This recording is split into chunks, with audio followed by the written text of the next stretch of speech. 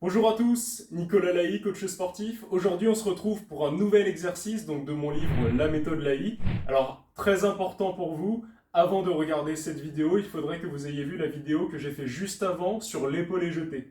Puisqu'en fait, on va copier le mouvement de l'épaulé jeté, seulement on va retenir la descente bras tendu à la fin. C'est-à-dire qu'on va modifier la nature même du mouvement sur la fin de celui-ci, ce qui va permettre, vous le verrez, de manipuler une charge assez lourde en excentrique, donc dans la phase de descente, et de la contrôler.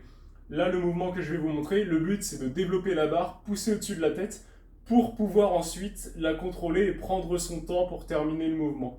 C'est un exercice qui est très intéressant, puisque si je prenais l'exemple d'une élévation frontale en phase concentrique, c'est-à-dire en phase de contraction, pour développer la barre jusqu'ici, il faudrait que je lève jusqu'au-dessus de ma tête. Imaginez qu'il y a un haltère dans ma main, et que je lève au-dessus de ma tête.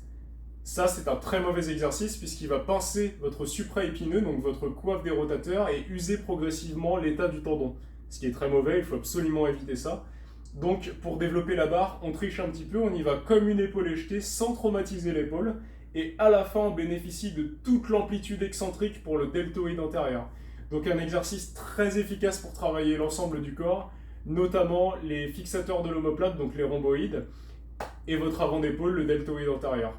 Pour savoir tous les muscles qui travaillent précisément, je vous invite à aller voir directement la page que j'ai dédiée à l'épaule et jeté renversé dans mon livre.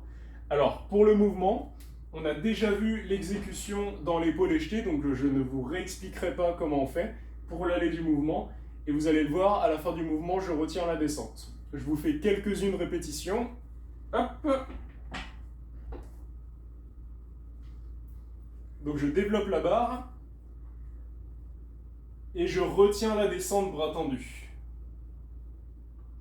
Hop là, je vais reculer un peu, j'étais prêt. Donc je suis ici, je la prends, je la pousse.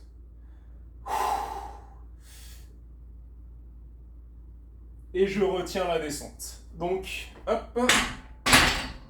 Honnêtement, pour réaliser cet exercice, 20 kg, c'est donc le poids de la barre. C'est un petit peu lourd, il faudrait une barre de 15 kg pour pouvoir le contrôler un petit peu plus, pour contrôler un peu plus la descente, ce qui pourrait être intéressant. Au-delà de ça, il faut toujours penser évidemment à garder une bonne contraction, un bon gainage sur votre zone abdominale, ainsi que sur vos muscles fessiers, puisqu'en fait c'est ça qui va faire votre stabilité dans le mouvement. D'accord? Sinon la barre elle va complètement vous balader. Là, le seul défaut, je dirais, de l'exercice, c'est que quand vous avez les bras tendus avec la barre ici, et qu'elle arrive vraiment très loin du centre de votre corps, en fait la tension elle est sur vos lombaires. Quand vous avez un poids juste devant, les lombaires se battent pour jeter le corps en arrière, tandis que la barre, elle, veut vous jeter vers l'avant. C'est pourquoi vous êtes obligé d'avoir un bon gainage avant de faire ces exercices-là si vous ne voulez pas vous blesser. Voilà, je pense qu'on a fait le tour de l'exercice et puis on se retrouve très bientôt pour un suivant.